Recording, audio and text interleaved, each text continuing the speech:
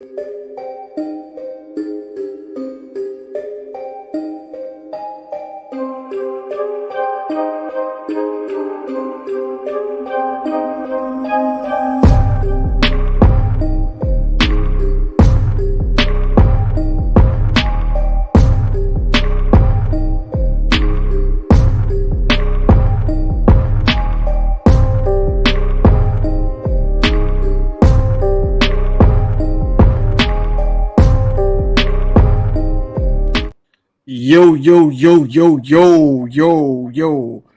Welcome to the Showdown podcast, episode 27, man. You already know my co-host, JC, and we have a special guest tonight, Mr. Birthday 31, man. Say what's up to the people, man. What's up? Excited to be here, guys. Let's talk about them birds. Let's do it. Man. Yeah. Hey, look, I'm not going to lie about this, man.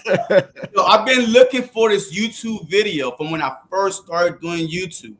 I predicted that the Philadelphia Eagles will be in the Super Bowl in 2023.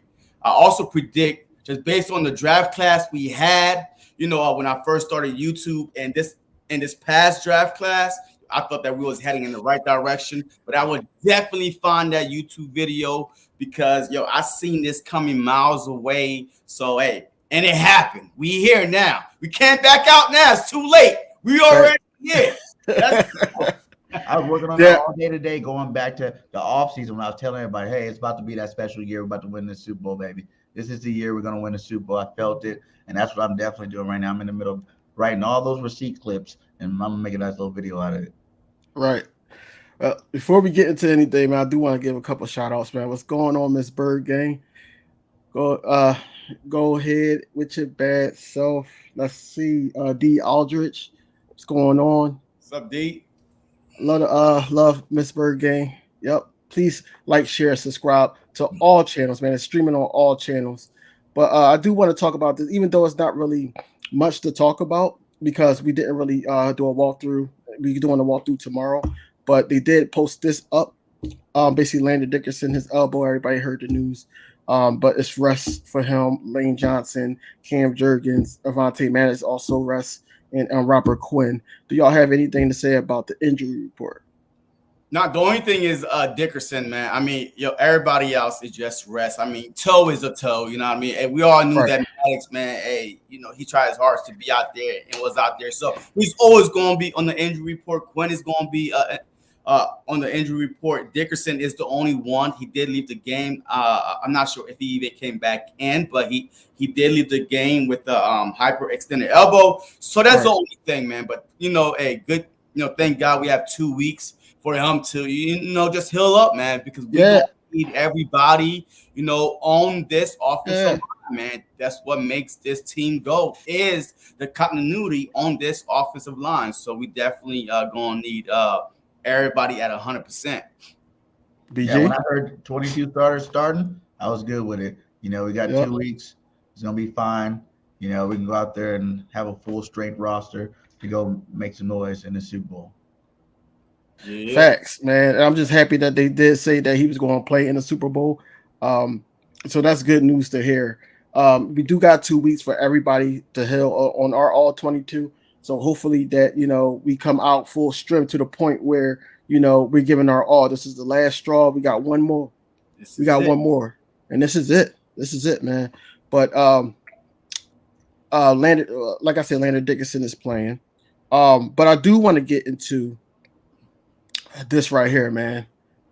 I got to play it real quick, man, because it's really, I think it's true this time, but let me just play it.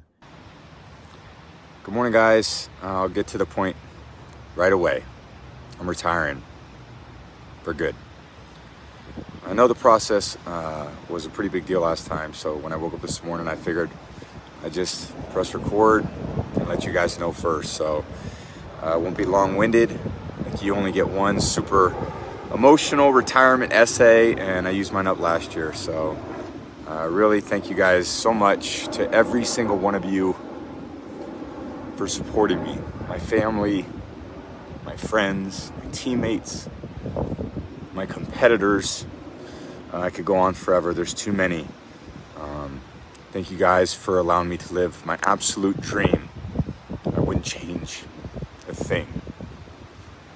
Love you all. Get off my damn screen. Get out of here, man. So Hey, what do y'all? hey, What right do you think?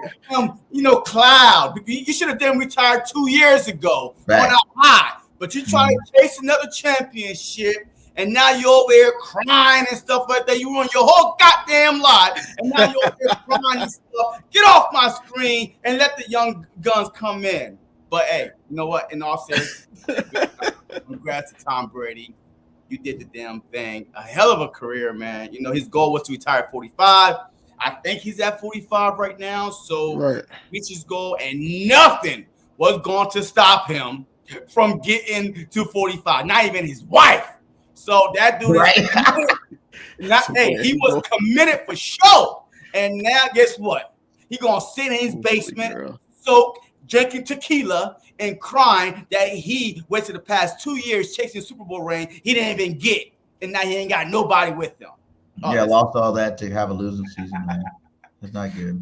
Not good. It is. It's not good, but it's a lot of split thoughts about that. A lot of people are the first thing that JC said. Everybody's on that wave, basically saying get him out of here. He needs to be gone for 2 years ago. But then on the other hand, it's just like, yo, he's the GOAT. Give him his flowers and everything like that. He's already going through life, personal things. So more power to him, man. I'm hoping that he's retired seriously this time, man. He said this before in a letter. So he said this before the letter.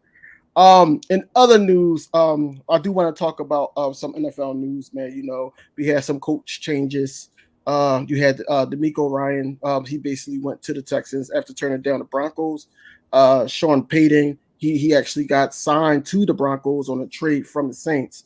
And also Kellen Moore just got cut from the Cowboys. Now he's the offensive coordinator for the Los Angeles Chargers. So what do you guys think about all those coaches changes? Yeah. Sean Payton moved. I think that's nice for Russell Wilson. You know what I'm saying? He need to rejuvenate from having that horrible season. He was trash this year. And that whole Denver Bronco team was kind of trash. And I think a coach like Sean Payton can go make it a little bit easier for him. They pick up some. I know they gave up some draft capital to get them there, but you should pick up a couple of good free agents. And you can really do something with that offense. They got some receivers over there already. But I think this could be something that can rejuvenate Russell Wilson's career for sure, just like he did Drew Brees. Maybe not to the extent, but, he can do some good things over there. Do you see any comment? Look, I think that D'Amico Ryan got the best job, man, especially in that division where you have the Jags, the Colts. Who else, man? Who's that third team? The Jags, Colts, the Titans. The Titans in there, right? So I feel like D'Amico Ryan got the better deal because now he could get him a good quarterback, a young quarterback coming in here. He could build the team the way he wants it.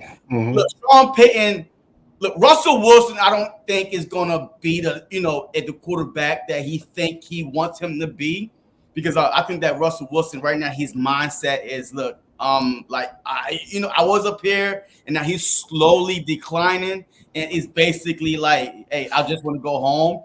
But I think that Sean Payton, him and Russell Wilson is going to bump heads because Russell Wilson, as a rookie, his first few years, he was very, very coachable. But, now, look, he got a Super Bowl ring. He got his trophy wife, his kids. Man, Russell ain't try to be the Russell no more, man. Hey, he just trying to get paid and go home with his still attached, man. But D'Amico Ryan, though, but watch out, though. But Kellen Moore, though, I'm telling you. That's what I was getting at, yep. Moore as in a scapegoat. But I tell you what, the Dallas Cowboys been top in the NFL in offense the past 4 or 5 years. And Kellen Moore got Dak Prescott paid. I don't care what anybody said. He got Dak Prescott paid. It wasn't Kellen Moore's fault. It can't be your fault if you always top 3, top 5 offense. You calling those plays. So it wasn't his fault. But the good thing the Cowboys did was keep Mike McCarthy, the stinking little Cowboys. They kept the worst person. I think because Mike McCarthy, the league has changed. The league has ran past him, and now he wants to call somewhat. Like, what plays are you going to call? I don't know. What? You want to go more West Coast, I heard. You want to go back to more West Coast style offense as opposed to, like, all these passes down the field. You know what I'm saying? So, I don't know. It could be a beneficiary for Dak Prescott. You're not always slinging it down the field. You can kind of have some more, get a better passing completion. You're going to really utilize, the Pollard over there. And it could be better. Like I said, it could go downhill. It could be worse. But I still think, if he brings a little bit more West Coast in, just deep passes all the time, that Cowboys offense probably be a little bit more efficient. But look, though. But, all right, so now, hey, you paying Dak, what, $40-something million to throw 200 yards a game and, and be a run-heavy team? Like, that's not going to be okay with Jerry Jones. Jerry Jones is the coach. He wants to sling the ball. You know what I mean? Like, he want the show. He want the fireworks.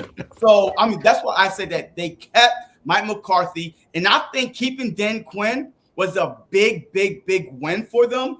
And I feel like this is a Jason Garrett when Wade Phillips was there. Jason Garrett was like every year was like, oh my God, he's the hottest commodity. Yo, it was like, no, I'll pay you to stay because you about to take over. And and that's exactly why I think that they kept Dan Quinn. He probably gonna get a big pay bump because the minute Mike McCarthy slip up, he's gonna be the coach in waiting. There's no way Dan Quinn don't take another job. Like, I mean, he's as hot as ever. There's no way he doesn't take another job unless he got a pay raise and a promise. Hey, if you want to be the coach of the Dallas Cowboys, we got you. Just hang in there with me because Mike McCarthy is like on the leash, the shortest leash of all.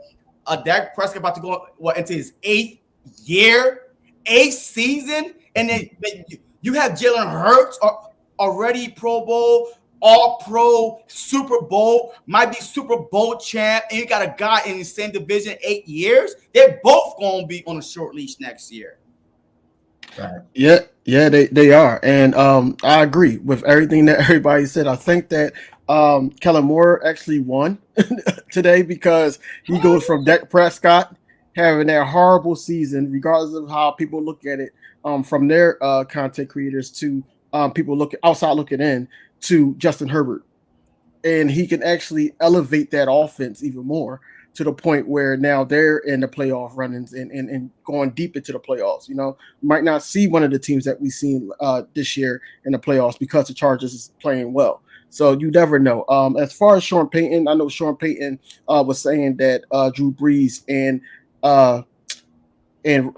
Russell Wilson has a tight relationship. So that played a little part in it. And then also he just felt like that's the place he wanted to be. I think he'll do well there. I just think they do need to win the draft. They really do. They need to win the draft. But they ain't got no damn picks. Yeah. What draft? Because they just traded. Yeah, well, they need to win free agency. They gave up all their picks to the freaking Seahawks. Right. And then they gave the picks to the Saints. So they ain't got no picks. They stuck with whatever they have. So the best case scenario is to hit in free agency. And I don't know how much money they have. They paid Russell a bunt load, so I don't know how much money they do have. Yeah, I think everybody got a little bit more money this year. A little bit. A little bit more. 25 million. Just a little. With a guy, if you got a GM like Howie, 25 million, he might get you 5 players. He might get you 5 players on your roster. So I do want to get y'all take on this. I did talk about. Go ahead. Wait. Hey, put Richie's a comment up there. Deuce Staley, man, yo, he's he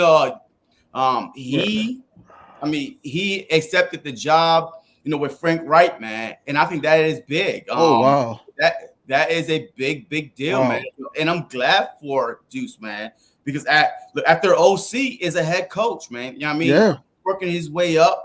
So, I mean, that's a good tandem right there. So, I do believe we're about to see what he can do as an OC. You know what I mean? OC, and not just running back coach, but like calling the plays, putting the game plan together. So I'm dying to see how the Panthers, do next year with Frank Wright and Deuce And Staley. I think that's a good spot for him too, man. With the Panthers, man, they done unloaded and everything like that. You really don't know what you're going to get, so all it is going to be is on coaching.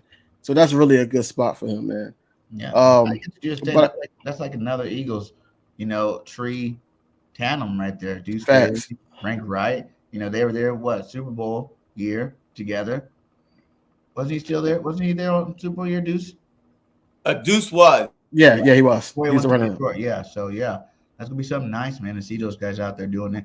And like he's always had the, running back coach / head coach. But yeah, like you guys said, game plan. Now he's gonna put his own imprint on it. You should see they're probably gonna be a run heavy team.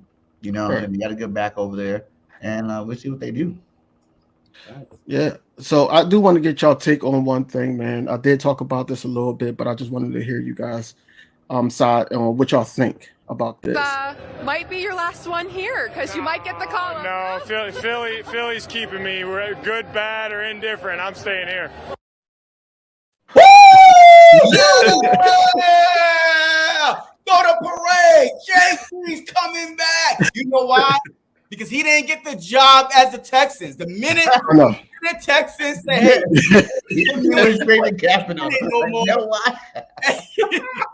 the minute he wasn't a candidate no more, man, and he was like, you know what, man, I'm staying. What else is gonna say? Well, I'm dying to leave, but I didn't get the job. He's staying. You know what? And I'm not even mad at it.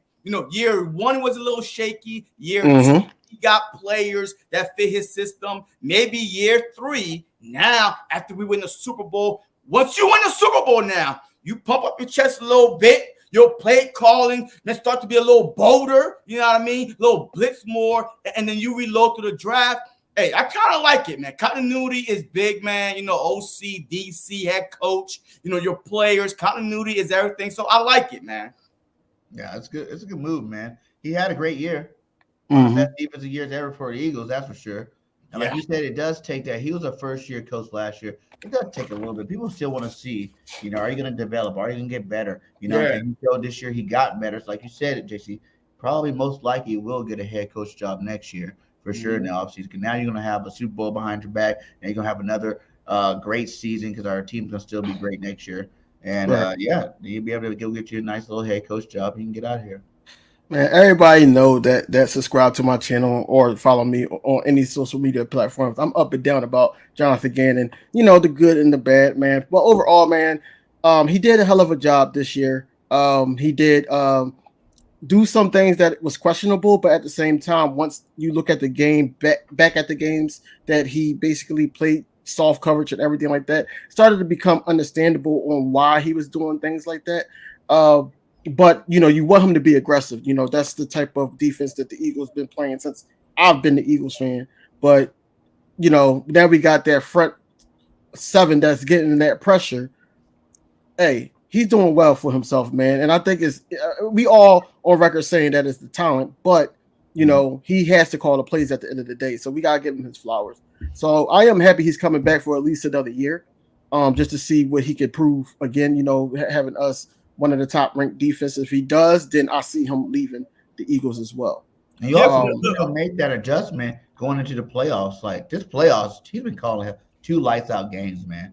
They only just gave up 14 points 2 games. 14. He's actually manning up now. You're starting to see a little bit of more, new tricks in the tool bag, with Gannon out there, and it's starting to pay off for him. So like Jason said, he's going to get more confident, especially coming back to this defense with all these players. He's going to know them a lot better. It's going to be the second year that he's, have most of these players back there. And I think, third year he's going to have most of these players back there. I think he's going to be even better next year. You'll see even more from him as he develops in his coaching process. Yeah, and also, man, look, hey, I like the fact that Hassan Reddick said, hey, he asked us, hey, what do you see? Like, I mean, do y'all want to go eat? Do y'all want to back? Like, he is talking to the players, man, and that's a good sign. Just like Nick Sirianni, had the, swallow his pride. He gave up a play calling. So JG, look, he's swallowing his pride and said, hey, what do y'all see out there? And I like that. Like, you had to talk to your players because they are the one that's on the field. So look, I don't have no issue with it. Especially half our sacks are coverage sacks. So sometimes, we hate the fact that, the DBs are far off, but he trusts front four to get to the quarterback. And that's why the Philadelphia Eagles finished as the number one, passing defense in the NFL, allowing 174 yards per game, which is unheard of. 78 sacks, both, regular season and the playoffs. We are 5 away from breaking the NFL record. Patrick Mahomes, look, he going to give you some opportunities. So, we definitely won't get into that. But, hey, we might break the sack record in the Super Bowl and win the Super Bowl, but we definitely going to get into the Super Bowl. Yes. Yeah, man. Speaking of that, man, if you just joined, man, please like, share this content. Please comment. Please subscribe to all 3 platforms. It's streaming on all 3 platforms right now. We're live on all 3 platforms, man. But I do want to say that, we just got all that out the way to talk about the win in the NFC Championship, man. We have to talk about the good, bad, and ugly, what we saw, what we didn't like, what we liked. We were hype about the game, man. A lot of people were nervous. I wasn't that nervous. It was just a simple fact that, everybody was nervous about the hype about, Brock Purdy and, the number 1 defense. So I just want y'all take on the good, bad, and ugly versus the 49ers. Look, I don't have no bad or ugly. Look, I'm sorry. I can't complain. Right. Okay, so look, if somebody say, hey, you will be playing in the Super Bowl, Hey, Jalen Hurts would throw for 120 yards. We will rush for 144. I take it. I'm not complaining about nothing. I'm in the Super Bowl. This is crazy. The Philadelphia Eagles are playing the Super Bowl twice in 5 years. So I don't have no bad, no ugly. I saved that for y'all. But the good thing is we made it, y'all. We made it. Everybody's healthy. Jalen Hurts, he's getting healthier. The defense is playing lights out.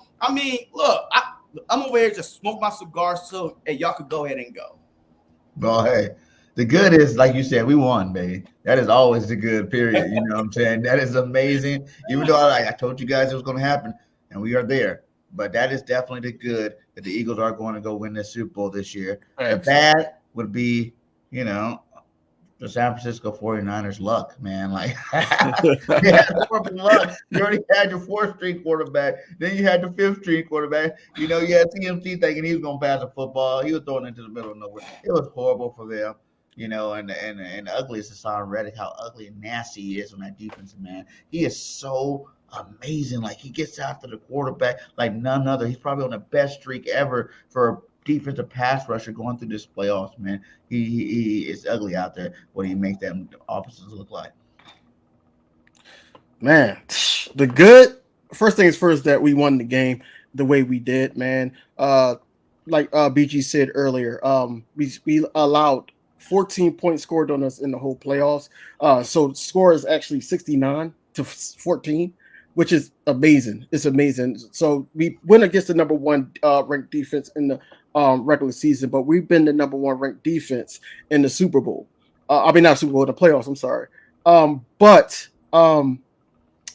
also, it's just that the awareness of the Eagles, man. I just want to show y'all something that I keyed up real quick. Here we go. So basically, just look at this right here. So they already know this is what the Eagles used in the second half, I believe. This is what they used. They basically knew where the they basically predicted the whole defense. So basically, this is a sack on Bosa. But they didn't get nothing. A lot of people said that should have been a safety, but it shouldn't have been. Nah. But they used it. They used it all game, and this is how we were running the ball on them. Even though it wasn't a lot of rushing yards, but it was effective yards, especially when we were close to the red zone. These are the things that I saw that was good, that we actually exploited the number 1 defense. And a lot of this RPO was stunning Wagner a lot. It was just stunning him a lot to the point where he couldn't do anything. He couldn't react fast enough. Also, this happened, and a lot of people were talking about this catch. Mm-hmm. And we all knew, anybody that watched football knew that this wasn't the catch. This is why he popped up and was doing this for them to hurry up. Now, that's on Kyle Shanahan. I'm not going to lie. I didn't see no replay. I thought that was a catch. No, because underneath it I thought too. that was a catch. So you thought it was a catch? Before the replay was shown, I thought that was a catch. Before the replay was shown. Yeah, he's known to make those type of catches. Yeah. Like, I mean, he's been making them all season long. Right. So I really thought that was a catch. And then, I mean, I didn't see it. I know that. Look, we always try to say, hurry up. You know, even if he catch it or not, I'm just in case. But look, I thought that was a catch. Kyle Shanahan, I'm not the coach. So, and I'm glad that the Philadelphia Eagles had home field because they took their time.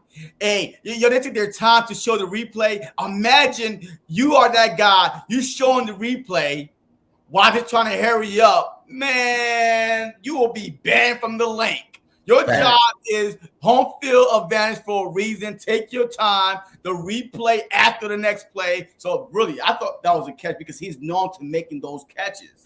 But if you looked at it, so basically he caught the ball, and then it came out at the last minute, and that's when he popped up fast. It was doing this. I'm thinking he celebrated that in real time. And it didn't really. I see him do this in real time. No, I didn't see him drop. No, not in real time. No, when they slowed it down. Yeah, I mean, that's what I'm saying. He punched it out. The cornerback that was on him punched it out, and then the safety that came over to help. He looked over to the their bench and said, "Look, it wasn't no catch." And Kyle Shanahan just sat there stunned to the point where he didn't know what to do until after we ran the next play.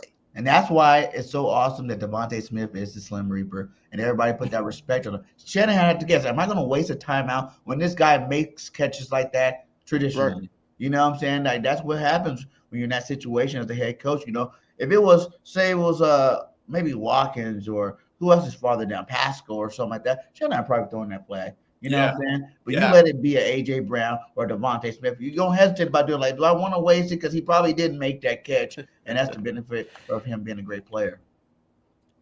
Yeah, and then on top of that, you got to talk about Hassan Reddick. You got to talk about this. Look at that. So I don't wish injury on nobody. First things first, I don't wish injury on nobody.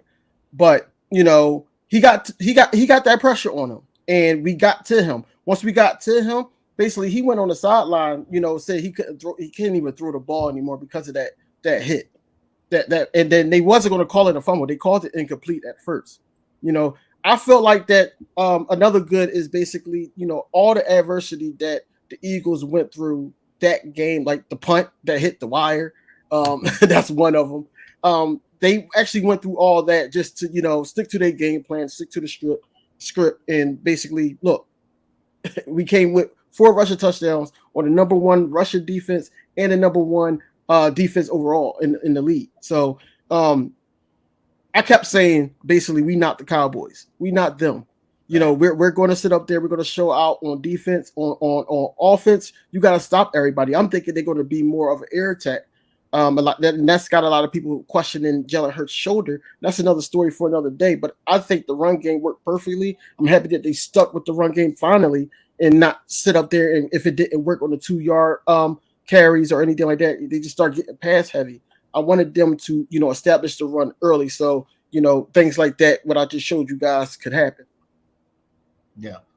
Reddick's a beast, man. The fact that the whole game he was that way. You remember that one on Josh Johnson where he ended up with the ball at the end of the play? I thought that was a strip sack fault. You know what? Yeah. You know? Yo, that's that Von Miller play. Yeah. Remember Von Miller in the Super Bowl? Right. Yo, that was on Cam Newton when he just snatched the ball as he was going. I thought that was a play, man. I was like, damn, did he just grab the ball? Man, yo, he's a beast, man. A beast. It was another body bag game.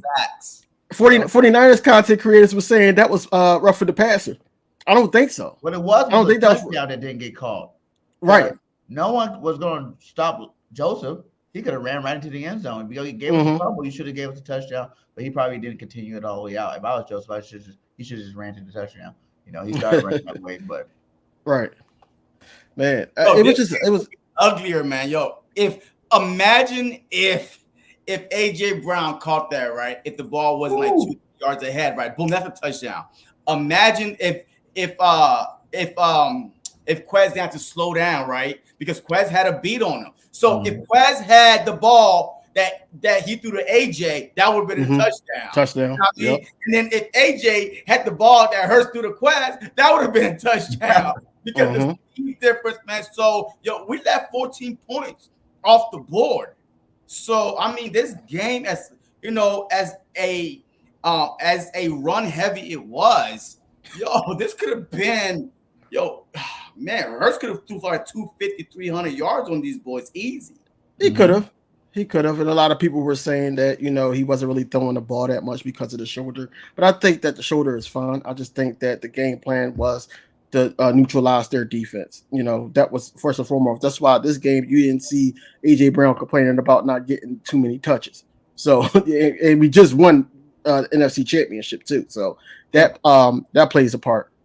And we always used to seeing like these big plays, but you gotta realize that's how we win too. Sometimes it's just the running game. Think about it. Our defense did their job. We had a lot of short fields, where we just scored touchdowns. We had that long drive where we're just running the football. Whenever you can't stop the run, like you said, we were isolating those star players, the Warners, the Bosas, keeping them off our quarterback by running that football. Jalen Hurts is one game away for the Super Bowl. You want to keep that shoulder as fresh as possible.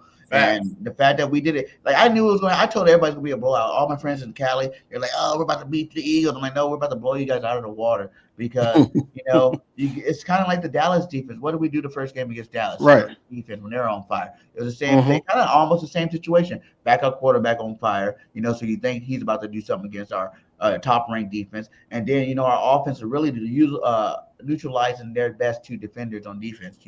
Bosa didn't do nothing. That sack, whatever. That wasn't on Lane Johnson. That was like on a tight end or something like that. And it was off of a run play, really. So I don't even know if they counted that sack. Nope, they didn't count it as a sack. They didn't even count it. I don't think it was. It was an option run, and he ended up making the tackle. So no sacks, no big plays from Bosa. Warner looked confused out there on that RPO. He couldn't see nothing. He was like, "What's going on here? Is Hurts got the ball? Does he not have the ball?" And the fact that we even utilized some plays where that play was set up for him to keep the ball, just to keep him guessing some more. You know what I'm saying? Nick Sirianni played a very schematic game, and I think it worked. It worked out perfectly well for them. Facts, man. But yeah, overall, man. Go ahead. Hey, how did y'all feel about us being up by 21 and then 5 straight Jalen Hurts runs, man? Like, I was like, oh my God, get the ball up, man. We up by 21. I understand the whole thing of keeping the linebackers guessing, but I think it was either late in third quarter or early in the fourth quarter. I'm like, don't do that, man. Like, I had PTSD from the Bears game, man. Run. I'm like, no, the Super Bowl is 2 weeks away. Stop running to him. That's the only thing. That's the only bad thing that I saw. I'm like, man. And then at one time, he got up slow. I'm like, oh. Right. I seen that too.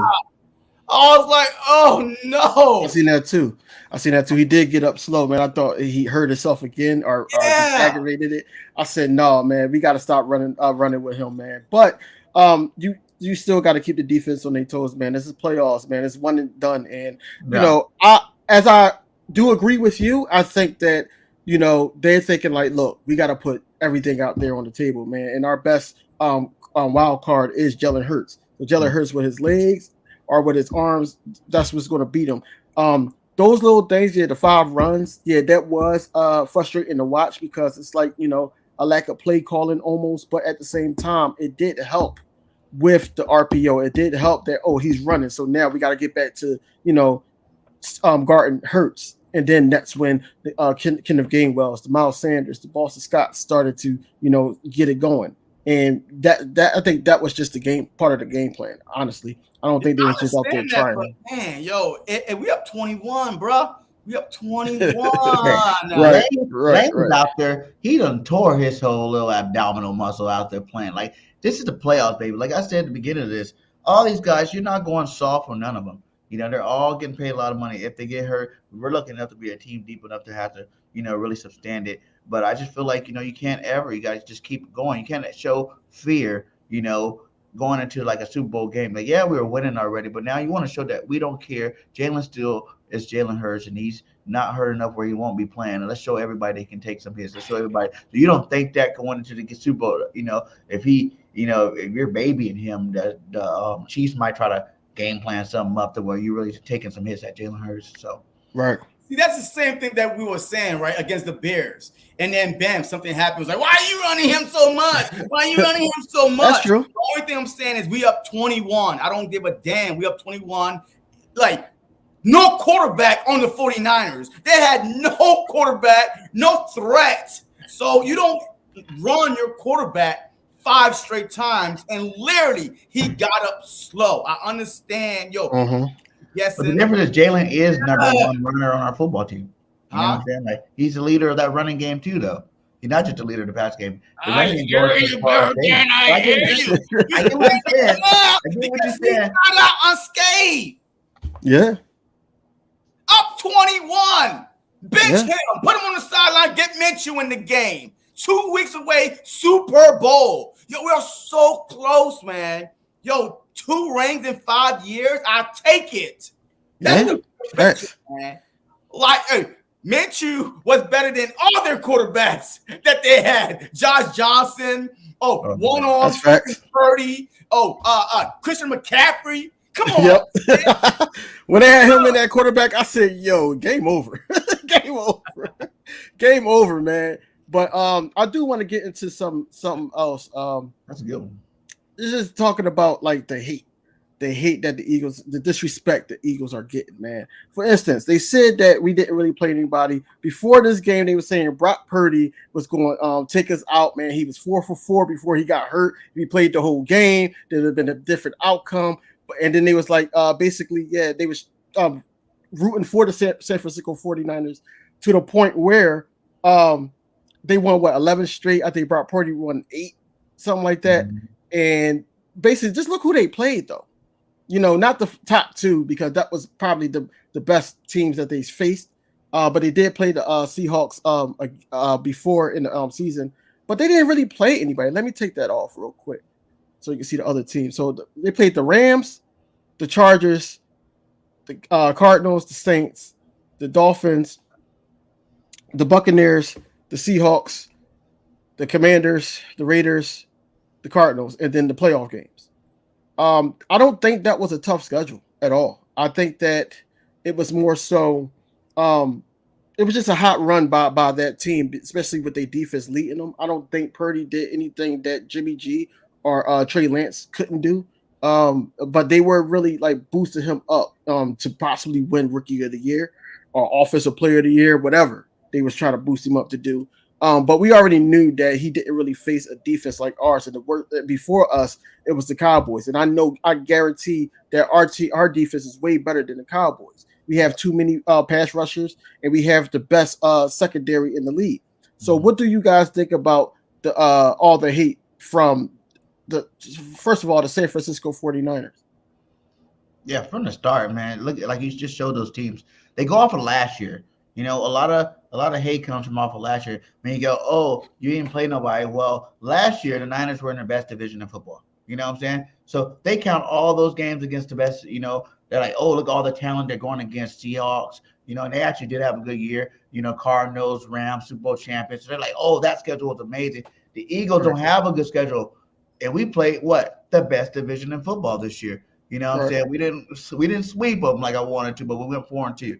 You know what I'm saying? In the best division of football. And they still, you know, are on the fence about giving the division that much credit, even though we were the best division of football this year. So it's easy. And, you know, the Bucs didn't play as well. A lot of them teams didn't play as well as they did the previous year. So, of course, they're going to always give them a little bit more credit because last year they were that team. They're moving forward going into this year. But, you know, we all know, man, the Birds played a strong enough schedule. You know, we were, 8-2 against, you know, teams over 500 this year. And we've been blowing out the teams in playoffs too as well. So I'm not really worried about it. We had 3 teams out of our division go to the playoffs. So we played some of the best talent in the NFL this year.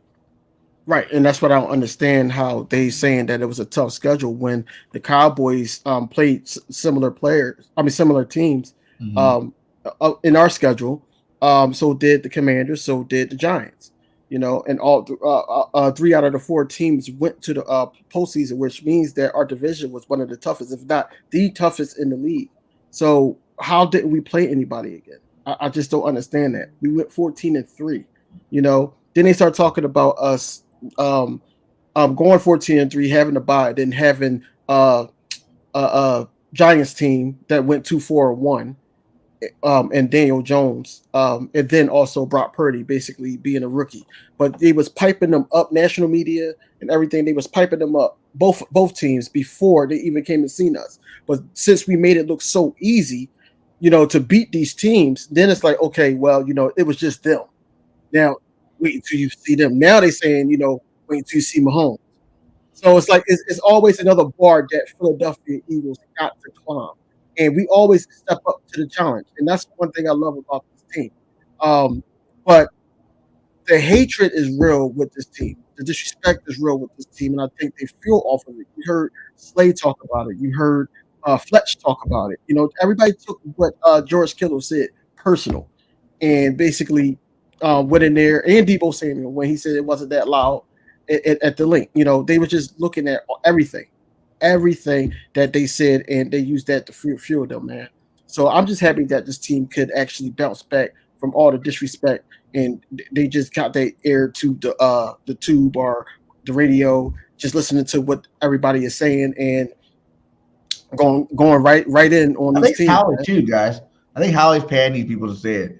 You know what I'm saying? Because he knows what it does to the players out there, man. He's paying these guys to juice up the Eagles, Yeah, tell them they suck again. Tell them they suck again. You know what I'm saying? Tell them this team's going to beat them. Because we all knew, when you watched the season, like there was never a time you felt like, the Eagles would never lose. We lost to ourselves 3 times. Those teams weren't better than us. We lost to ourselves those 3 games. Kurtz was out too. And then that one game against Washington, we could have even won that one. But if ands or buts, we went what we did, and we dominated this whole year. The only fact that what people forgot was halfway through the season. Remember when we lost, what was it? Chauncey Gardner-Johnson first. Defense took a little step back a little bit, and then when he came back and Mattis was out. It's like that was the first time we really seen all of them back. This whole team complete again was last week, and you just see how it went back to how the first 8 weeks, 10 weeks of the season went. That defense being dominant. Jalen Hurts, whether he's having a 350-yard game or a 150-yard game, he's doing his thing. He's staying consistent, no turnovers, and our team looked dominant. And that's how we play, man. We do whatever you need us to do when you need us to do it against anybody, and they will find that out in the Super Bowl.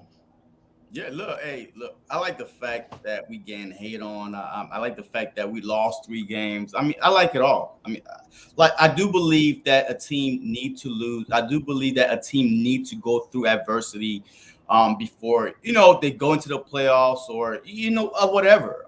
So when the Eagles was losing, I loved it. I mean, I just didn't want them to lose, a lot so we could get that number 1 seed. But I like it because the fact that, you learn a lot from a loss. Like, you learn a lot from adversity. And that's exactly what this team was going through. And I forgot who said it. Was it Kelsey? After a loss, he was like, shit, we got a lot of stuff to fix, man. I'm not worrying about, this and that. So automatically you knew that they were talking about it. I mean, that they were themselves. Come on, guys. Hey, this is it, man. Let's go. And compared to 15-0, 16-0, 17-0, and now you can adjust nothing. If we never lost to Washington, man, who knows how far we would have gotten?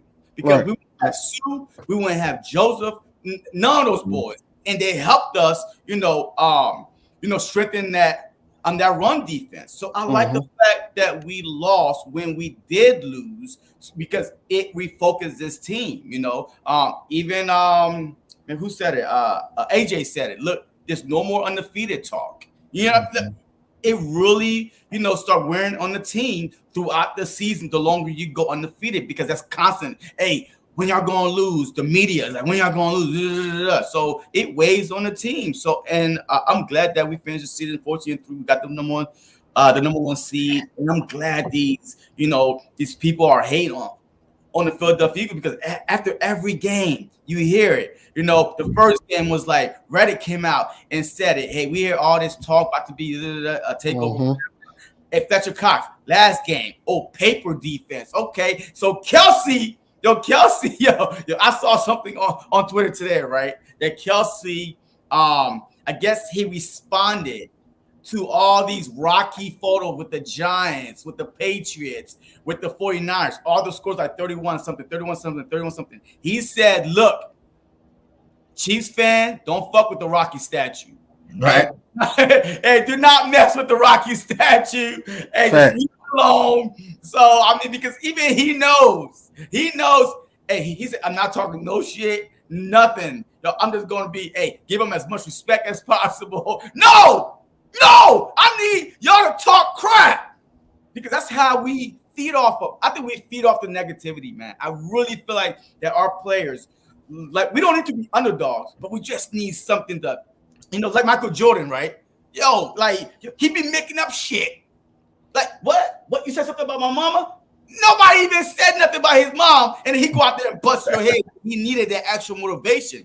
I feel like this team was that good that they needed some extra motivation to be, to be where they're at right now, So not stay content, And they would definitely gave us motivation at the end of the season with all these snubs, from Pro Bowl to freaking All Pro to freaking Defensive Player of the Year, the MVP. Come on, we got snubbed all over the place. These guys are pissed, and it's their duty, to go out there and, justify why they should have been where they are. And you're seeing all these guys that got snubbed ball out right now. They're all balling out. And they're all showing why the NFL messed up this year. They did put them on these teams. Hey, look, there's still one guy left. One guy that still need his payback. That's on our defense. Guess who it is? Robert Quinn. He need to do something. No, Hargrave. Guess why? He about to go against Chris Jones, the tackle that that got the Pro Bowl, the All Pro instead of him. He won the fan favorite, for All Pro. He got snubbed, and now, just like Reddick went against Bosa, better defensive player of the year. So Hargrave and Chris Jones about to go at it in the Super Bowl. So I'm thinking that Hargrave is about to have a monster game in that middle. I'm telling you right now. I'm calling it right now. I like that. Changed it. If I had to pick one like that, I'm saying Jalen Hurts is going to show why he should be MVP. Okay. Sure. Patty Mahomes over there. Exactly. I'm on another level to tell you why you messed up. Mahomes, Hurts, Hargrave, Jones. Let's go. Let's talk about the Super Bowl connections then, man. You already know that you got the Kelsey tandem, man. You already know you have that going on. But also, do y'all know about Nick Sirianni and Andy Reid, right? Yep. Reid fired. So basically, so Reid fired Nick Sirianni, who got picked up by Frank Wright. Everything connect. It's so crazy how the universe connects all of them, man. So now they're meeting in Super Bowl. What's that? 57. And man, I think Nick Sirianni going to outcoach him. That's my bold prediction. I think he's going to outcoach Andy. I agree. Like I think like you said. Hey, JC, turn back. Turn back around. You know why? Turn back around, brother. Because I think it's not going to be hard to outcoach when we got a better football team. That's why. And if you look at you didn't even let us finish it. We won our Super Bowl. Remember, second year Dougie P going against Bill Belichick to GOAT. Now second year Dougie P was calling the plays. Huh? You right. Dougie P was calling the plays. Nick Sirianni is not calling no plays, no defense. Like he gonna give you permission to. It's like Andy Reid don't call plays more, but Andy Reid calls plays. It's like Andy Reid don't call plays no more, but Andy Reid does call plays. Andy Reid call his plays. The enemy calls the plays. Man, you be seeing Andy Reid like this? No, I don't like that. Hey, that's what I'm saying. They say it publicly. Hey, we're letting these guys call plays, but in reality, they're still their plays. Yeah, you heard him sometimes. He's I know what he say. Nick Sirianni is like, I know what the F I'm doing on a couple plays. Yeah. He was actually mad that we had to call a timeout or it was 12 men on the field or something like that because he was involved in some of those plays, man. It's not just Shane Steichen, even though he's been doing a great job too, even though he has some questionable moments. But Nick Sirianni is the overseer of them too. It's almost like babysitting. Let me ask a question then. Go ahead. Okay, so let me ask you a question. Who would y'all rather face, the Bengals or the Chiefs? I told you this already. I want the Chiefs. Okay, King. I wanted the Chiefs only because of the Bengals big receivers. Man, I wanted the Bengals, man. Yo, I'm watching the Bengals, man. I'm eating fried chicken. Boy, that offensive line. Yo, barbecue chicken. All I thought about was 20 sacks in the Super Bowl. I was watching the Bengals offensive line. Oh my God. The Chiefs had 4 sacks in the first quarter, I think. Imagine we went against that offensive line. That's the only reason why. You know why? In order to stop Chase, Higgins, Boyd, Hurts, the quarterback is on their back. So, yeah, I mean, there's no time to throw. But the Chiefs, though, watch out. So far, we have not beat Andy Reid yet. That's number 1. Yes. Number 2, Andy Reid. Yo, he got all these gimmicks, you know what I mean? All these plays, different plays. So we want to be very, very, very disciplined. We cannot rush with our hair on fire. We want to pay attention. The pass, the middle pass, the shovel pass. I mean, all over the place. So y'all send out coach. I don't know about our coach, but there will be some opportunities for the Philadelphia Eagles defense to pick off Patrick Mahomes because these throws he's making, I'm like, why didn't you stay home? Why didn't you stay home? That's what I kept on saying. I'm watching the Chiefs. I'm like, Patrick, why is he wide open? Why? Because guess what? At the minute he starts scrambling, the DBs, they lack discipline. So Patrick Mahomes, he's going to give you a chance. You know what I mean? Yo, I'm going to give my bold prediction later, but he will give you an opportunity to pick him off. And for me, it was just more the fact that their defense is trash. They got a couple of good players, just like the Niners. They got a couple of good players on that defense, but the rest of that defense is trash. We're gonna be able to do whatever we want. They're starting 3 cornerbacks that are rookies. Going against Devontae Smith and AJ Brown. That's bad news bear for them. Period. And I wanted to get that win against Andy Reid finally. You know what I'm saying? He done beat it 3 times in a row, and that to me is bigger. That's like the ultimate. You go against your old head coach that was one of the greatest coaches here, and now you got your new head coach going to go beat him. That's going to be amazing to see when it happens. But, and even like that, they only really got 2 good linemen. We got like 7 or 8 pass. But they are they are the number 1, the best offensive line when it comes to pass protection. They're number 1. So, and we're number 1 when it comes to, pass rush rate. So, I mean, so it's like number 1 versus number 1. So, I mean, they're not no cupcake. I mean, it's the same. they're not the Bengals. They're number 1 because they didn't play the Eagles this year. You know what I'm saying? We're about to destroy them, guys. I'm telling you, we're like the first team back. Talk your talk, BJ. 21 win. We were winning by more than 21 points back to back in the divisional round and championship round. It's about to happen again in the Super Bowl. We're about to blow these guys out, guys. I'm calling it right now. I'll give you another hot take later. But that hot take right now is we're about to blow these guys out. Those guys are not on our level. There's levels to this shit, and KC on it. I mean, BG, I don't think we're gonna blow them out. That's taking it a little too far. No one thought we were gonna blow out San Francisco. But no. I just thought it was going to be a real tight game, but it ended up being like a knockout. But this game I think is going to be a little bit closer. Just because it's the Super Bowl, I think that Mahomes, that offense, Travis Kelce, they're going to catch us sleeping, man. I know they got some receivers hurt. They have 2 weeks to recover though, but overall, I think it's just not gonna have a good game. He's gonna have a couple of good plays. He's the best tight end in the game. You know what I'm saying? They're gonna make a couple of plays, just like CMC made his run. Right? That was an awesome run he did, breaking all the tackling. Yeah, we don't wrap. We don't wrap up. We're trying to blow him up, and they never blew him up. And he made that run. No. I'm not saying that, but I'm just saying, like you said, you're worried about the offense, but our defense is way better than our offense overall. You know what I'm saying? We got a complete defense. We got the best defense in the NFL. We're stacked at every single level of that defense. For them to even if they had all their starting receivers, none of those guys are scary. Like Juju's not scary. Scanlan's not scary. Like Sky Moore's not scary. None of these guys are scary. We have the best secondary in the game to lock those guys down. And we're probably going to even lock down. You remember, like I said all year, we destroy stars. Stars don't do nothing against us at all. Right. Debo did nothing against us. McCaffrey had a little bit of a nice run, but that was all he did against us. Mm-hmm. So I'm thinking Kelce might get 30 yards and a touchdown, maybe. That's what's gonna let Patty Mahomes, especially star quarterbacks, do nothing. He's gonna get sacked, and he's on a leg and a quarter or a leg and a half now. He's about to get blown up every down. So BJ, we break the record on Mahomes in sacks.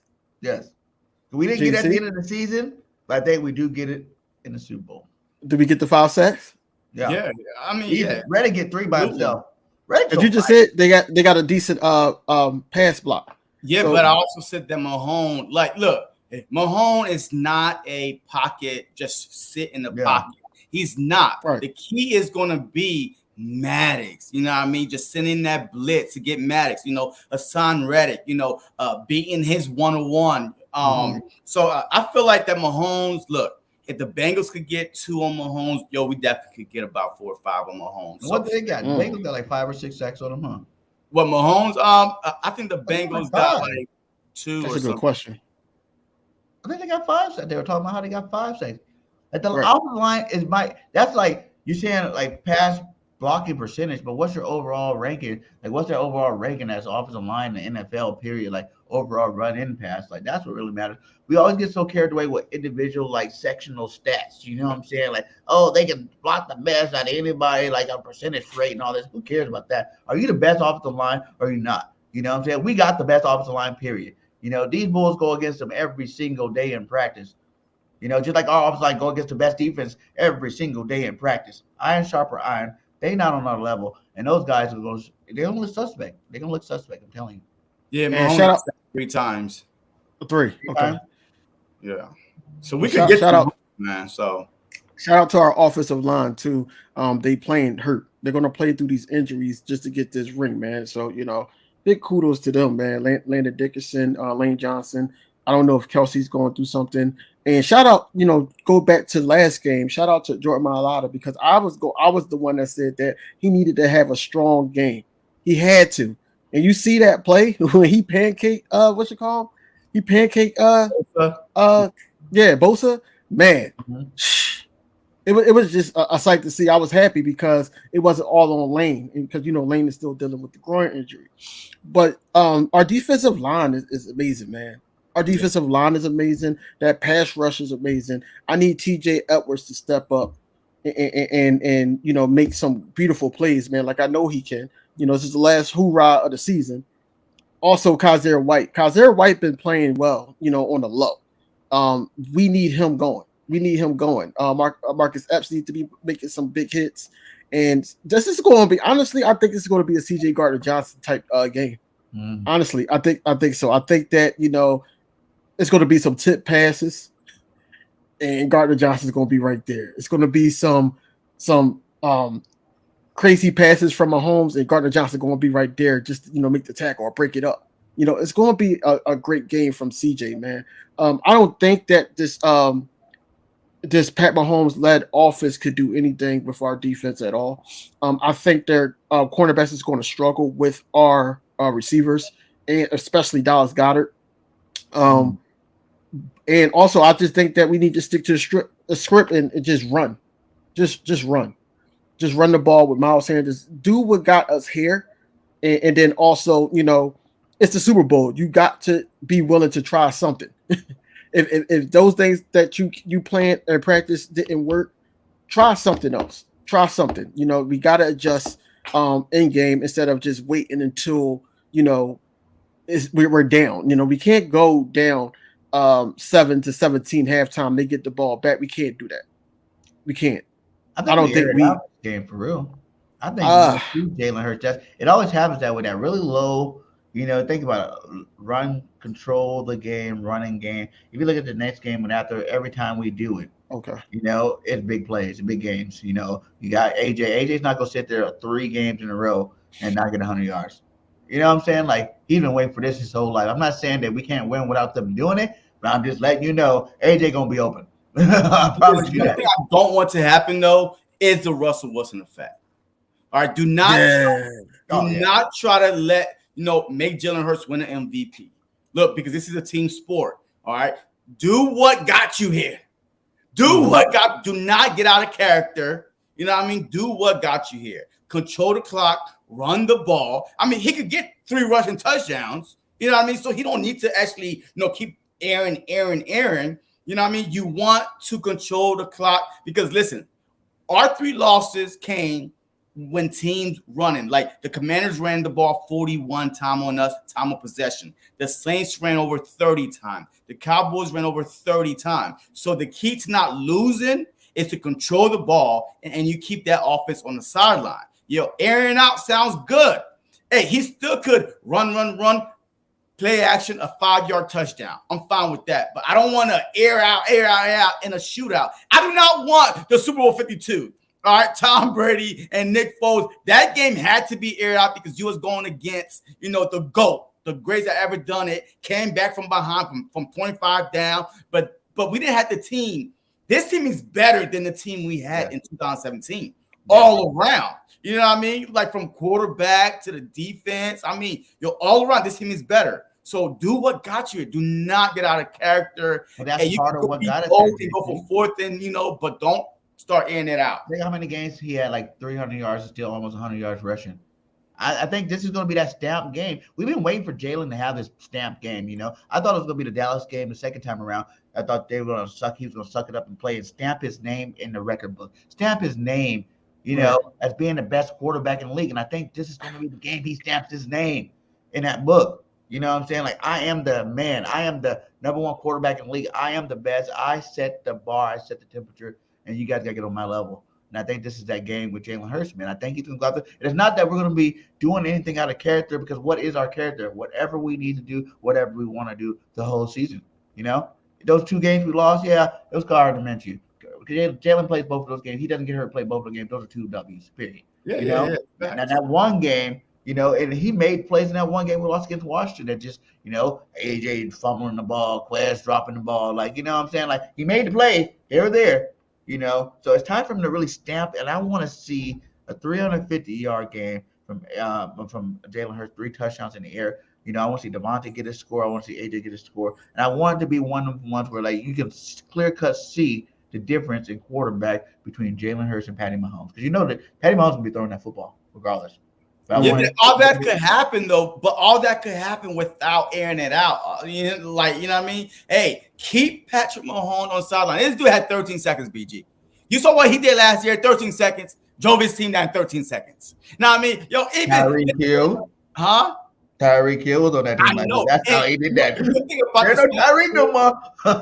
Exactly. See, and that's a good thing about this matchup. Last year, they had Tyreek. Tyreek is the one that beat us last year. This game was going back and forth last week with Jalen Hurts and stuff like that. It wasn't Kelsey. It was Tyreek Hill. 3 touchdowns? Like, we could not stop him. We had freaking, that dude from that linebacker from the Vikings we had got, we had him covering him. So there's no more Tyreek. None of these wide receivers scare me one bit. TikTok Juju don't scare me one freaking bit. You know what I mean? Hardman, Nicole Hardman, not one. MDS. Yeah. Hey, go sit your ass down somewhere. No wide receiver scare me on the Chiefs. The only thing is you have to be disciplined, because Mahomes, there's no die. As long as he's still in bounds, the ball is about to leave his hands. And you have to be disciplined. Don't be looking at him. Be looking at your guy. Because you're looking at him, your guy's over there. And next thing you know, what the hell just happened? Man. All the way there. Because your eyes is looking at me. We ain't supposed to be looking at your guy. Man, all I need to hear is BG say, "Ha ha, we coming after you, Patty." I need that, BG. I need that one. We're not worried about. I said, like you said, we kill stars. Patty's not gonna have that great game. The one player that I do worry about is that rookie. What's his name? Pacharo, whatever the heck.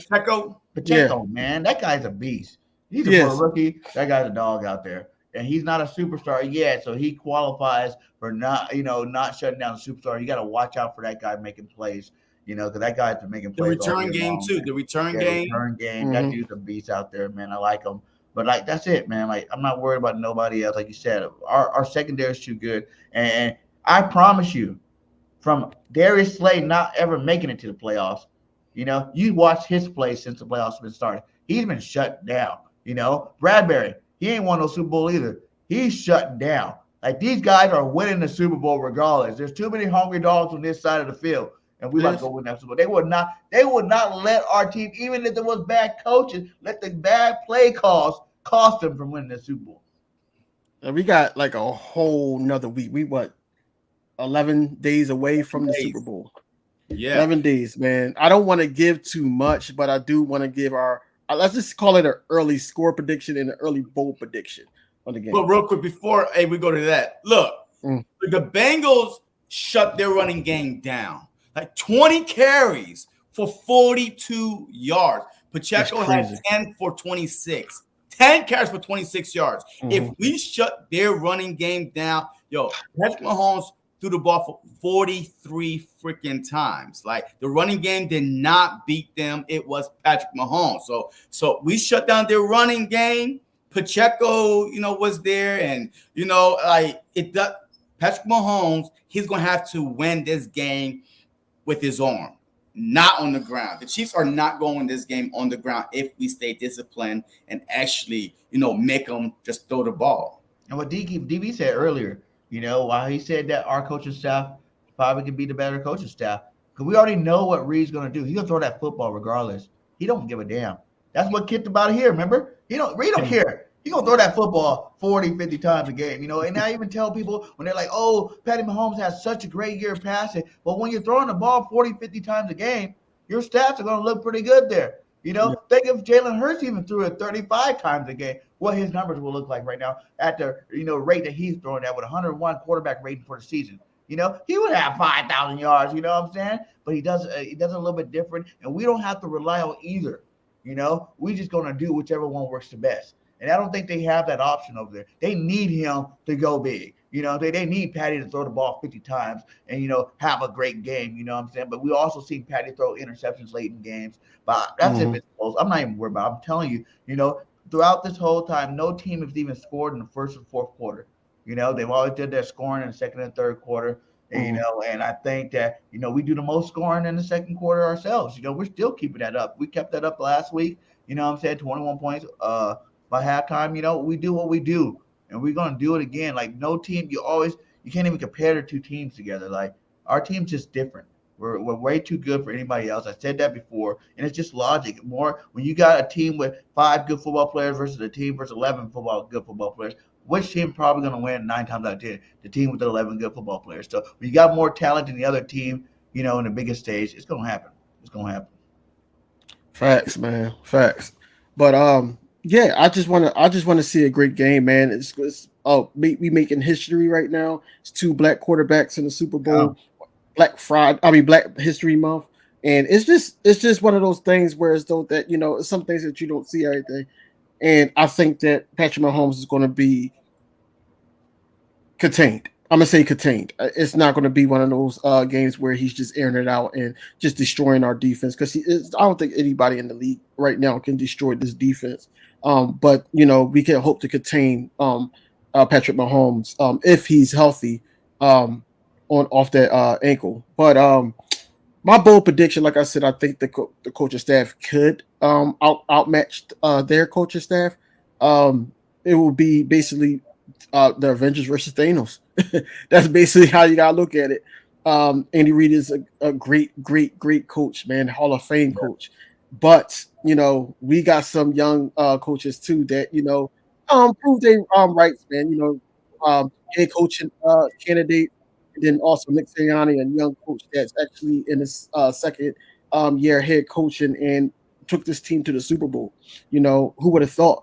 My final score, I'm going to just, get it out the way now before, you guys go. But my final score, I see this game being easily 34-23 Eagles. That's nice. I like that.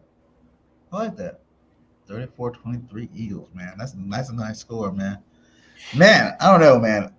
I think it's gonna be a blowout again. So, like, I don't see it being a game. And just like the Niner game, I was mad because it wasn't, the Eagles didn't put on a show on offense like they really wanted to see. You know what I'm saying? But we still blew them out.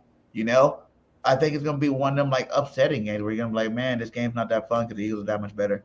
And it's going to be fun for Eagles fans, of course, because we're going to be watching like, yes, the second quarter. We'll be like, we're winning the Super Bowl. It's going to be great. It's going to be great. You're just counting down. Like I told you, I'm going to be in the car. As soon as the game over, I'm going in the car driving to Philly again. I'm going to that parade the next morning for sure. I'll be there. We're going to be podcasting. I hope to see you guys there. That's the only talk I feel like that the Eagle fans should even deal with the whole 2 weeks is what you're wearing to the parade. What part of, where are you going to be at in the parade? Are you streaming during the parade? Because the parade is coming, my guy. The parade is coming. Yeah. So sweet. I can't wait to do it, man. But if I had to give a score, it'll be a lot to little, and I would say 38-14 Eagles. This will look. This is two great teams, man. Like two number one teams, man. I don't know the last time it was like a number one versus a number one. Both the same record, both the same. Like I saw a stat from on Twitter, man. Like these two teams are identical, like in scores, like throughout the whole season. So look, if we beat Andy Reid, when we beat Andy Reid, hey, do y'all realize that we will be like that? We will have beat the two greatest coaches left in the NFL, Bill Belichick and Andy Reid. There's nobody else better than those two. There's nobody else better than those two right there. You know what I mean? And what a perfect time to get our first win against Andy Reid. You know what I mean? So I see this game being a 31-23 type of game. I really think it's going to be, I respect Patrick Mahomes enough and Andy Reid enough for them not to be a blowout like that. So I really think that as long as there's time on the clock, you had to be on your P's and Q's. And we know our guys now. We know they be getting caught looking. We know they be trying to get caught looking. Hey, we watch them all season long, and sometimes they get caught looking. They do got a couple speedsters, over there. But I'm confident that our defensive line is going to harass Mahomes all night long. BG might get a big strip sack game. My prediction is Patrick Mahomes will throw 2 interceptions and get sacked 4 times. Probably tie the NFL record. But, I mean, that's my early bold prediction because we still got who's playing, who get injured throughout the next 11 days. So, hey, my score might change. But I do have respect enough for that team. 14-3, you don't trip up by accident and be 14-3. All right. Yes, he lost to the Colts. Who else did they lose to? Man, I think they lost to the Colts. Hold on real quick, because I gotta see who they lost to, because I think all the teams that they lost to they lost to the Colts 2017. They lost to the Bills 24-20, and they lost to the Bengals 27-24. So all their losses was very, very close. And both of those teams, 2 of those teams have running backs that could run the ball, control the clock more, and and decent quarterback enough to not be just one dimensional. So I definitely see this thing being about. We can beat all those teams you named too. If we're playing the Bills. We're playing. It doesn't matter who we play. Like we can't even look towards. I don't see that's the thing. I never felt the whole year there was a team that you'd be like, can the Eagles beat such and such? It was always, can such and such beat the Eagles? So we're that. And we got 3 losses. And we got 3 losses. No, we lost 3 losses because Garner Minshew. I hear you. And we lost when we hurt. Absolute trash. Still the team, BJ. We beat ourselves. Garner sucked those games. I get it. Hey, we beat ourselves. I get it. You know what I mean? As long as we don't beat ourselves, man, you are absolutely correct. We are head and shoulders above every team we play, especially on that defensive side, man. This defense is legit. 78 sacks. You don't trip into 78 sacks. You know what I mean? Like the number 1 pass rating defense, 174 yards a game. Like, that's not by accident. You got to have them dogs, on that defense and in order to get historic numbers like that. So, but out of respect for Patrick Mahomes and Andy Reid, you know what I mean? I see it being an 8-point game with a chance for Patrick Mahomes to drive down, but our defense make a big stop. Yes, that's another good one. And that's one thing I haven't heard enough of. Is not only is Jalen Hurts about to be the first Black quarterback to win a Super Bowl on the Philadelphia Eagles, and if you think about some of the other ones, they're like half breeds, the Mahomes and the Russell Wilson, but the first Black quarterback, we had Donovan McNabb, Randall Cunningham go to Super Bowls, and they didn't win them. Jalen's about to make history in the second year, right? And another big thing is Jalen Hurts is 16-1 as a starter this year. Yeah. 16-1. That's the most wins in a single season than any other quarterback. But also, no, that's not Tom true. Brady. Because, Tom Brady went 18 Tom and Brady. But also this. What happened to? There's never been a running quarterback to win a Super Bowl. Another one. You can't win a Super Bowl with the running quarterback. So that will be out the window. You know what I mean? So all these little, hey, you can't do this, you can't do that, blah, blah, blah. It's no black quarterback. You know what I mean? It's all going to go out the window. And now teams are going to start looking at the Philadelphia Eagles and say, maybe we can win it. Maybe if we build around him the right way, let's model our team around the Philadelphia Eagles. You know what I mean? So I got two questions for y'all surrounding that real quick. The first question: do you think if Jalen Hurts have the type of Jalen Hurts type of game this Super Bowl, would that be good news for Lamar Jackson? No. Hell no. Man, Lamar Jackson won one playoff game since he's been in the league. Like, he never passed the divisional round. He definitely haven't been to a Super Bowl. Yes, he won the MVP, a regular season MVP, but no, I think that that Jalen Hurts is not Lamar Jackson, and even though he didn't win the regular season MVP because he got hurt, but winning a Super Bowl MVP at that age, you know what I mean? Being an all-pro, and you're the main guy, and you could throw. Yes, and look, he's a more complete quarterback than Lamar Jackson. We saw Lamar Jackson 1 year, right? One good year, his MVP year. 36 touchdowns through the air. I get it. You know what I mean? Hey, that Raven defense was a top 5 defense also, but he couldn't. He finally 3-4 years into the league, he's finally won his first playoff game. So, and I think, but that's not what I was going with it. I was saying, like, if they won, because they were saying, like you just said, that a running quarterback with that formula cannot win the Super Bowl. 1, 2.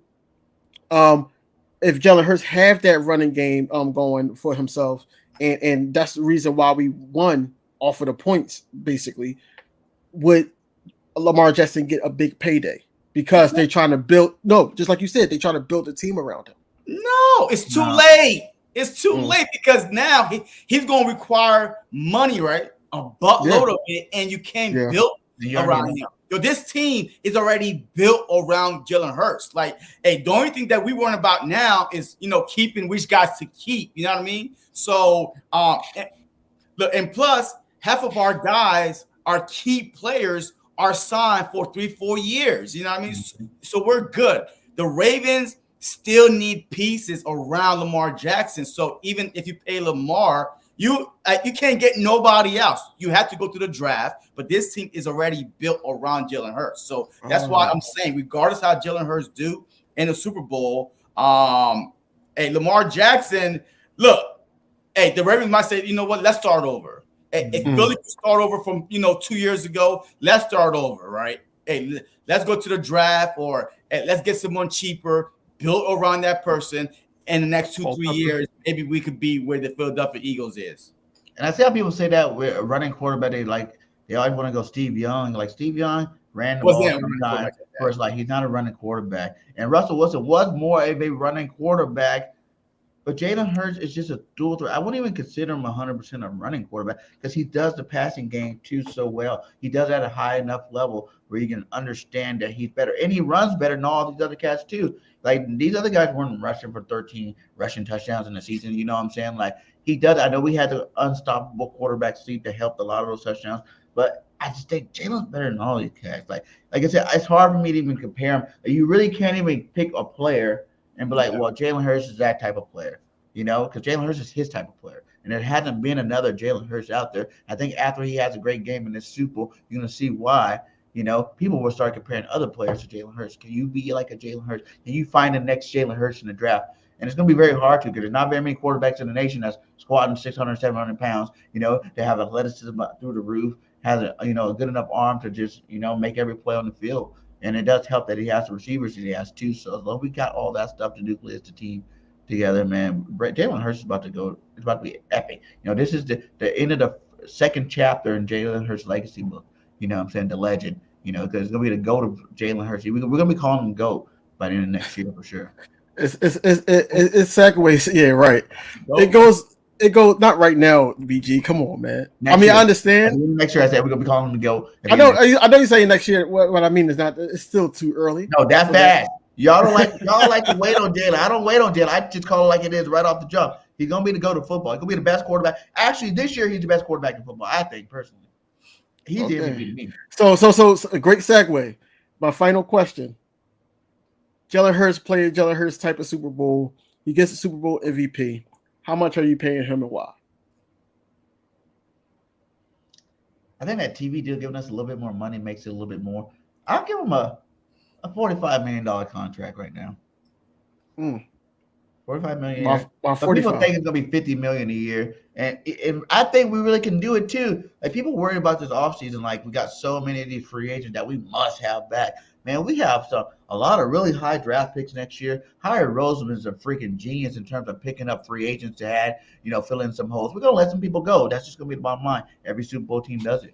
You know what I'm saying? Like there's gonna be some people we want to stay, they go. And that's going to be all right because the nucleus of this team is signed already. The young bucks on this team that really matter are the ones that are signed already. And like I said, we can always add new pieces, to fit certain spots. Because I think this is going to be the beginning of a dynasty for the Eagles. We have Jalen Hurts, Devontae Smith, and A.J. Brown, Goddard, all these guys signed for all these long terms. And I really think we need to re-sign, Miles Sanders too, man. The sky's the limit.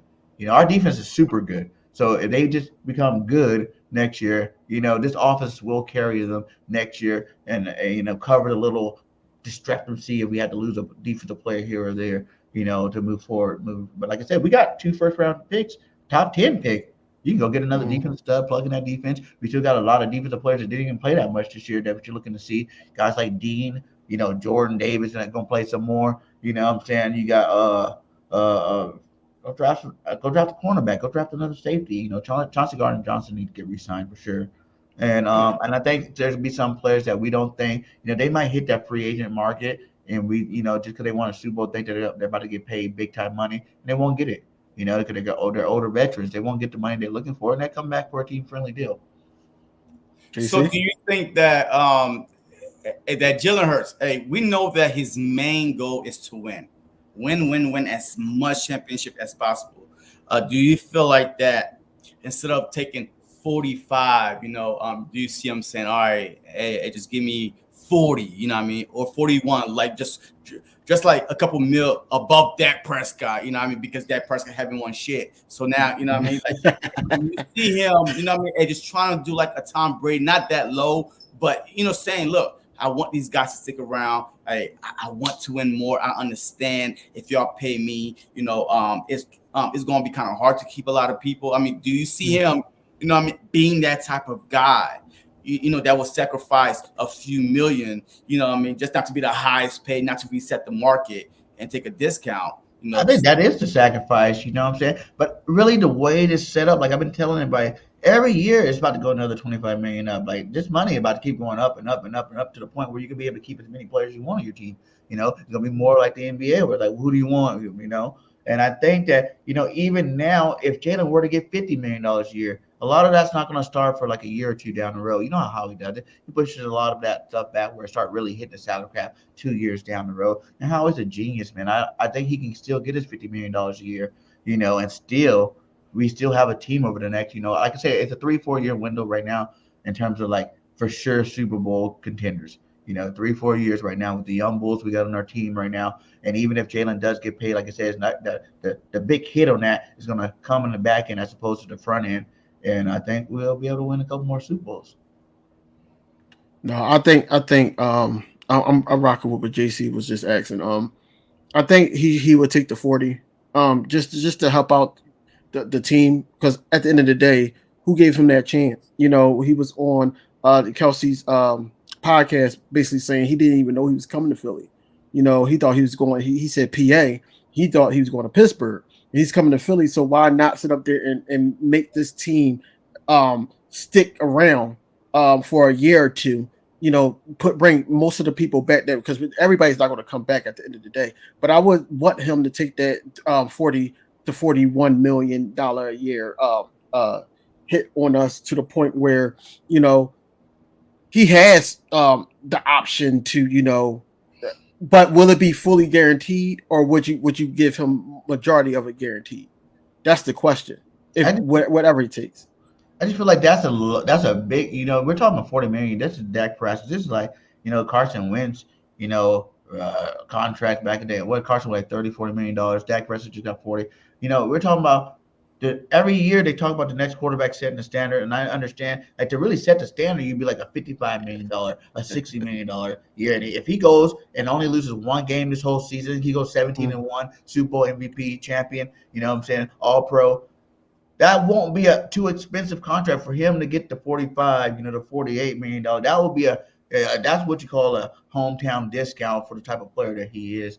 And I see him doing that. Like his agents ain't gonna let him go too far down. He might not make it down low like 41 and like that. This girl's already talking about breaking the brief truck out. You know what I'm saying? Like she already knows she about to get paid. He about to get paid. But I don't think, like I said, I just don't see it the way the money's working in the NFL right now, and the way the TV money's really working in there, and the salary cap's going to go up every year. I don't really see it being as big of a impact as it would have 4 years ago if you gave him that $40 million or $50 million. Like when Patty Mahomes got his $500 million, it's like, whoa, what the hell? 10-year, 15. That was a couple of years ago where it was. You started to see the effects of that, where he couldn't even keep Tyreek Hill now because he had to let him go because he took up so much of cap. Moving forward, I think it's just the perfect time, perfect place for Jalen, and he can get his $50 million a year, and we'll still have a good football team out there. Yo, I think when the Philadelphia Eagles win the Super Bowl, I feel like a lot of these guys are going to want to come back. You know what I mean? Because this is the perfect, situation that they're in. Yes, they're going to try to get paid, but I understand. But I feel like that he's going to pay, the core guys. But look, Graham said that he's not retiring. He got 2 more years in him. So I feel like that he might come back. Fletch, I don't know if we want him back, but let's just say he does leave. Milton Williams, he's waiting. Kobe Dean, he barely sniffed the field. So TJ Edward or Kaiser, whichever one we don't keep, boom, we have guys waiting, to take over these key roles. So I feel like for the most part that a lot of guys gonna want to come back, because to repeat, man, once you get a taste of that Super Bowl, man, you want to do it again, especially if you're already established, your family is here, you're getting paid. So why leave? So hey, don't be surprised if a lot of these guys do come back and they try to say, hey, let's run it back. And I seen him what he said about the cap going up, so players will want more money too. And that's true. And I just think it matters what kind of team you got. These guys are brothers, and I understand everybody needs a paycheck, but I can see these guys, like you said, like they want to run it. They see the nucleus of this team being so young. They're having fun too, man. They're having fun. These are young players. So these guys haven't even prime. Jalen's not in his prime. AJ's not in his prime. Galler's not in his prime. Smitty's not in his prime. Hey, none of these guys are in their prime, and they're doing exceptional stuff out there on that football field. So if you're an older veteran, you're gonna want to stay a part of that. Exactly. Rotational player, but they're gonna come back. That helps build my legacy as a player. Like Super Bowl, as opposed to like if you're on a team that might make it to the first round of playoffs and get beat all the time. Yeah, when your contract comes up, you don't want all the money. You know what I'm saying? Like, hey, I ain't winning no Super Bowl. I ain't won nothing anytime soon. So yes, go ahead and give my paycheck. But if you're on a team like this with the nucleus of young players that we have to execute at a high level as they do, you're going to want to, you're going to think about that. You're going to do, I want to get paid an extra $5 million and go play for a team that's not going to win a championship next year? Or would I give you that, keep that $5 million? I'm going to be on a Super Bowl winning team. We're going to run it back again and become this dynasty we know we can be. Yeah, and it's all about the guarantee money too, man. Like sometimes, just like Dallas, right? Remember Gregory? Like they was offering about the same contract, but the language was wrong. So he said, you know what, F y'all, I'm going somewhere else. So a lot of these guys, if you offer them some guarantee money, but hey, and look at BG, man. He's a rotational player, and this dude having, his career best.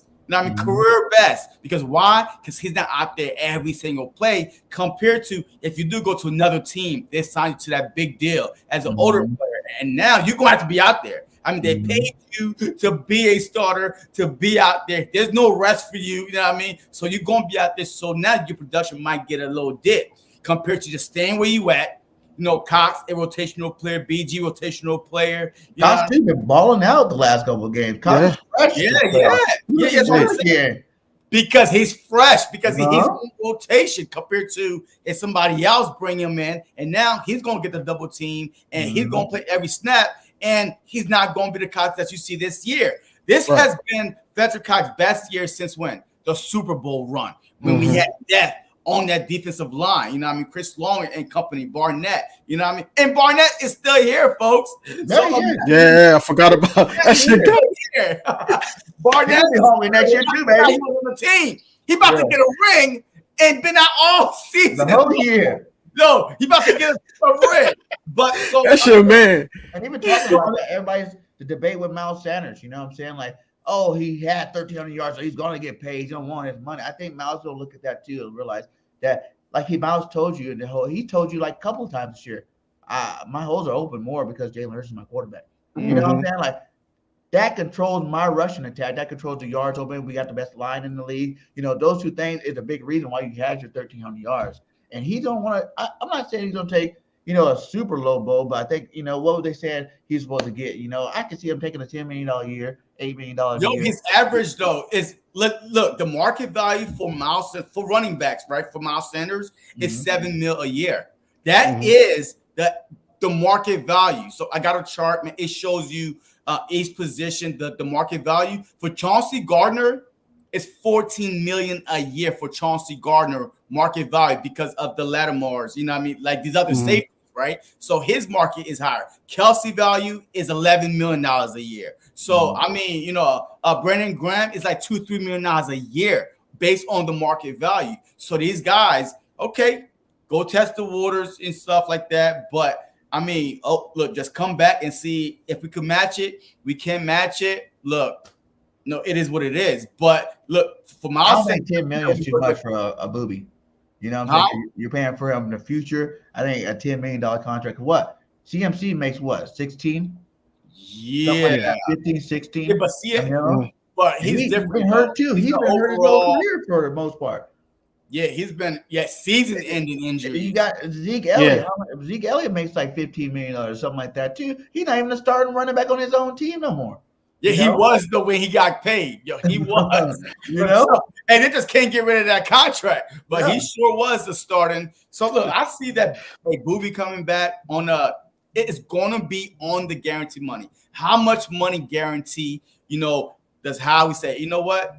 I give you this much guarantee, and pay you this much annually. It's always going to be on the guarantee because you want to secure your bag now as much as possible. So a lot of these guys, I feel like it's going to be on the guarantee money, how much we could offer them more than the annual salary. Yeah. And Howie loves that. He loves to put it in that signing bonus, baby. He loves that signing bonus, baby. Here you go. Here's a $20 million signing bonus. Thank you very much. Get off my cap. Get off my cap. So, and like I said, we have the best GM in football, and I think he's been the best GM even since the Super Bowl year. You know what I'm saying? Like, he's always still been the best, and he's the best. We're lucky and fortunate to have a guy that can just do numbers. He works magic with those numbers. Like, if you ever worry about players not getting paid, just remember we were $60 million over the cap, and we still got players. And 1 year deals, cheap players. I think we already had $6 million from last year already going into the season. Plus, we just gained an extra $16-17 million. Now you're looking at $21 million. Woo! How we got a grip of money to play with. Cox is going to be off the books. You know what I mean? So yeah, I mean, hey, don't look. Remember, Fletcher Cox could be off the books, man. Even Hargrave. So I mean, that's more. I would personally keep Hargrave and Fletcher Cox, but hey, we'll see what happens, man. Hey, look, hey, we're 2 weeks away from the Super Bowl, man. Hey, we have plenty of time to talk about the free agency, man. Yeah, man. That's what I'm saying. We over 100 hour and a half, man. But that's what happens when you have 3 Eagles, great content creators talking about the birds, sports, the NFL, whatever the case may be. But I do want to end it on this note. Before that, let everybody know where they can find you guys at, and you know what you got working on. Hey, BG31, Bergen 31 on all social media platforms. You might have to put a P or 31 after the 31, but it's you type in Bergen 31, it's gonna come up. Yeah, man, just grinding it out, man. I love working with you guys. Both of you guys, great content creators. And I like the show. You know, I need to get back on a Showdown podcast again. You know, my appearance fails because it's playoff time, baby. It's a playoff time. So, you know, great work, guys. Like I said, we always have great shows when we work together, and we're gonna definitely get some more in there. Yeah. Hey, Jesse Sports Talk, man. YouTube, Jesse Sports Talk 20 on Twitter. I'm on there every day, all day, every day. You know, hey, defending our birds, man. You know what I mean? Hey, cussing people out. You know, hey, it is what it is. But definitely, man, just check me out on there, man. If you're not, follow me on Instagram, JC Sports Talk. So look, hey, this is a year. I mean, I've been saying it all year. This is gonna be a special year. And look, if y'all not on this ride, man, y'all missing out. Definitely missing out. Yo, hey, do y'all think that the Eagles is gonna have a watch party at the Link? I mean, yeah. Hell yeah. In a stadium. Yeah. In the stadium. It's like they would, like they did during the open practice. Like it's free parking, but you have to pay. You know what I mean? To get in the stadium and watch it on the big screen. I mean, y'all think they're gonna have that? Yeah. All teams. I haven't heard anything about it yet. All teams are gonna have it. It's gonna happen. All teams. They're gonna have that down there. Because you always see, if it wasn't like if a team wasn't at home, you always see whenever a team wins a Super Bowl, you know, they go back home and you see the stadium full, going crazy. Yeah. Mm-hmm. So yeah, see, you're lucky you can go there. I'm trying to make it for the parade. You know what I'm saying? I'll be driving during that time. You know what I'm saying? As soon as I see halftime, we're up by 21. I'm gonna get all right. Let's get in the car. Let's go. We gotta get out there. Grease them poles. Look, them grease do not work. No, do not work, man. Because I was down there. To climb up them poles, man. What? I was down there. They was on the poles anyway. They greased them. Everything. They using. Yeah, not Crisco. Not Crisco. But yeah, man, it's King DV, man. King DV Sports on YouTube, King DV Sports on Twitter and Instagram. All one word, all one word. My Facebook page is King DV Sports as well. You can find me on there too. But I do want to go out with this right here. I just thought this was hilarious, man. Jalen Hurts is good at everything, but you know, just check this out. That's my quarterback, baby. That's my quarterback. That's why he wasn't on the album, man. Did he sound drunk to you?